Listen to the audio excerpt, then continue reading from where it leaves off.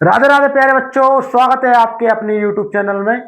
फिर से अपन पढ़ने वाले हैं न्यू चैप्टर जिसका नाम है मैं और मेरा देश। क्लास 9th जो आपकी न्यू बुक आई है बच्चों, गंगा, जिसका चैप्टर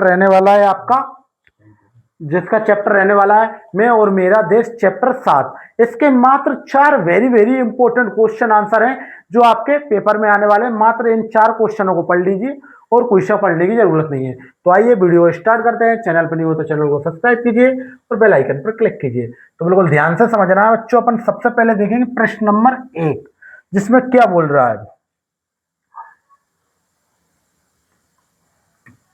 तो बिल्कुल ध्यान से देखें। प्रश्न नंबर 1 कि स्वामी राम तीर्थ फल लेने वाले युवा को उत्तर सुनकर मुग्ध क्यों हो गए। तो आइए अपन इसका उत्तर समझते हैं बिल्कुल सरल भाषा में। इससे सरल आपको कहीं नहीं मिलेगा बच्चों, बिल्कुल ध्यान से देखना है। बिल्कुल सटीक उत्तर है जो अपन से पूछ रहा है। तो देखो, स्वामी राम तीर्थ उस युवा का उत्तर सुनकर मुग्ध हो गए क्योंकि उसने बिना किसी लालच के प्रेम लालच के प्रेम और सेवा की भावना से फल दिए थे। यानी कि उसने बिना किसी लालच के प्रेम से फल दिए थे बच्चों। किससे? प्रेम और सेवा की भावना से फल दिए थे। उसने कहा था कि उसे दूसरों की खुशी में ही अपनी खुशी मिलती है। इसलिए इसलिए स्वामी राम तीर्थ क्या हो गए थे? मुग्ध हो गए थे। तो इतना सिंपल सा आपको इसका उत्तर अच्छे से याद कर लेना। आया समझ में? इसी के साथ चलते बच्चों अपन क्वेश्चन नंबर 2 की ओर, जिसमें क्या कह रहा है प्रश्न नंबर 2। बिल्कुल ध्यान से समझेंगे। चैनल पर नहीं हो तो चैनल को सब्सक्राइब कीजिए, क्योंकि जहां पर आपको complete new book Ganga complete कराई जा रही है, साथ ही में इसके इंपॉर्टेंट एमसीक्यूज करा रहे हैं। तो जाइए और एक बार प्ले लिस्ट में आप जाकर देखिए, आपको सारे चैप्टर्स मिल जाएंगे, सभी चैप्टर्स के एमसीक्यूज भी मिल जाएंगे। ठीक है, तो आइए देखते हैं प्रश्न नंबर 2। जापान के युवा ने स्वामी रामतीर्थ को दिए फलों के मूल के रूप में क्या मांगा। यानी कि जो जापान का युवा था उसने स्वामी रामतीर्थ को फल तो दिए थे, लेकिन उनसे पैसे नहीं लिए थे। तो पैसे के बदले में उनसे क्या मांगा था? आपके मन में उस युवा युवक के व्यक्तित्व की कौन सी छवि उभरती है? यानी कि जो युवा था बच्चों, उसकी व्यक्तित्व की क्या छवि उभरती है आपके मन में? तो अपन देखते हैं अपने मन में कौन सी छवि उभरी थी। तो देखो, जापान के युवा ने फलों के बदले पैसे नहीं मांगे थे। यानी कि फलों के बदले बच्चों क्या नहीं मांगे थे? पैसे नहीं मांगे थे। उसने कहा था कि आप अपने देश जाकर जापान की अच्छी बातें लोगों को बताएं। यानी कि उसने कहा था कि आप जापान की अच्छी बातें अपने देश में जाकर बताएं कि वहां के लोग अच्छे होते हैं, ऐसा वैसा। ठीक है, और यही मेरे फलों की कीमत होगी। इससे पता चलता है कि वह युवा अपने देश से बहुत प्रेम करता है। वह ईमानदार, विनम्र और देशभक्त था। यानी कि इसी बात से पता चलता है जो युवा था बच्चों, वो क्या है? वो अपने देश से बहुत प्यार करता है, ईमानदार था, विनम्र था और सच्चा देशभक्त था। ठीक है, अगर आपको समझ में कोई भी डाउट आता है तो कमेंट करके आप पूछ सकते हो। इसी के साथ देखेंगे प्रश्न नंबर 3। बिल्कुल ध्यान से देखना, टॉप इंपोर्टेंट 4 क्वेश्चन है, चारों के चार अपन ने आसानी से समझ लिए। जो तीसरा है इसके बाद अपन चौथा समझेंगे।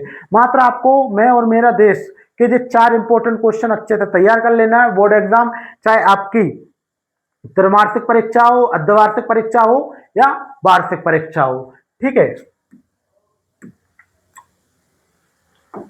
अब देखो क्वेश्चन नंबर यानी कि प्रश्न नंबर 3 में क्या है कि बात यह है कि मैं और मेरा देश दो अलग अलग चीज हैं। यानी कि बात यह है कि मैं और मेरा देश दो अलग अलग चीजें हैं ही नहीं।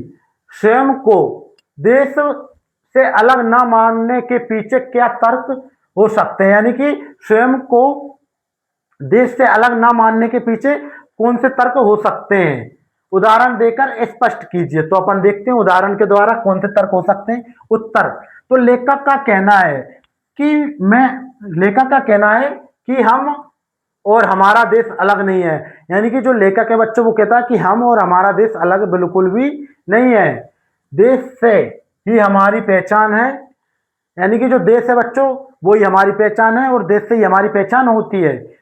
यदि देश आगे बढ़ेगा तो हम भी आगे बढ़ेंगे, यदि देश आगे बढ़ेगा तो हम भी आगे बढ़ेंगे। इसलिए हर व्यक्ति को अपने देश की भलाई के लिए काम करना चाहिए। इसलिए हर व्यक्ति को अपने देश की भलाई के लिए काम करने चाहिए, यानी कि देश आगे बढ़ेगा तो बच्चों अपन भी आगे बढ़ेंगे। अब देखेंगे बच्चों इसका उदाहरण, मोस्ट इंपोर्टेंट उदाहरण के माध्यम से, कि अगर हम ईमानदारी से पढ़ाई करें, अगर बच्चों हम ईमानदारी से पढ़ाई करें, जो कि आप बिल्कुल भी नहीं करते हो, ठीक है, नियमों का पालन करें, जो नियमों का पालन करें, ट्रैफिक रूल्स वगैरह ना तोड़ें, ठीक है, और देश को साफ रखें, तो इससे देश का विकास होगा। इसलिए देश की भलाई हमारी भलाई है, यानी कि देश की साफ सफाई करोगे तो देश की भलाई ही हमारी भलाई है। इसके बाद देखेंगे क्वेश्चन नंबर बच्चों 4। कोई भी डाउट आता है तो आप कमेंट करके बिल्कुल पूछ सकते हो बच्चों, तो कल रिप्लाई मिलेगा उसका। अब देखते हैं अपन क्वेश्चन नंबर यानी कि प्रश्न नंबर 4। प्रश्न नंबर 4 में आपसे क्या पूछ रहा है, जो आपका लास्ट क्वेश्चन रहने वाला है इस चैप्टर का, मात्र आपको इस चैप्टर से इतने प्रश्न तैयार कर लें।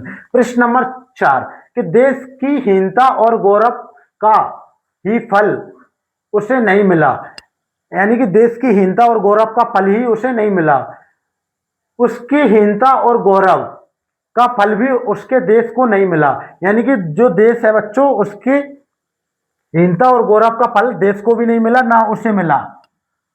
अपने आसपास के विभिन्न उदाहरणों के द्वारा इस पंक्ति को स्पष्ट कीजिए, यानी कि उसकी जो गौरव और जो हीनता है ना उसको मिला, ना उसको दो देश को मिला। तो इसका उत्तर समझेंगे बिल्कुल ध्यान से। इस पंक्ति का अर्थ है कि एक व्यक्ति के अच्छे और बुरे काम का असर केवल उसी पर नहीं पूरे देश पर पड़ता है, यानी कि यदि कोई व्यक्ति है उसके अच्छे और बुरे काम का असर केवल उस पर ही नहीं पूरे देश पर पड़ता है। यदि कोई व्यक्ति अच्छा काम करता है तो देश का नाम रोशन होता है, जैसे कोई खिलाड़ी पदक जीतता है या कोई वैज्ञानिक नई खोज करता है तो पूरे देश को गर्व होता है।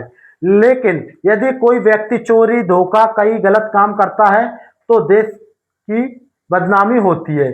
इसलिए हमें हमेशा अच्छे काम करने चाहिए ताकि हमारा देश का सम्मान हो। तो ये था बच्चों आपका क्वेश्चन नंबर 4 का इंपॉर्टेंट और सरल भाषा में उत्तर।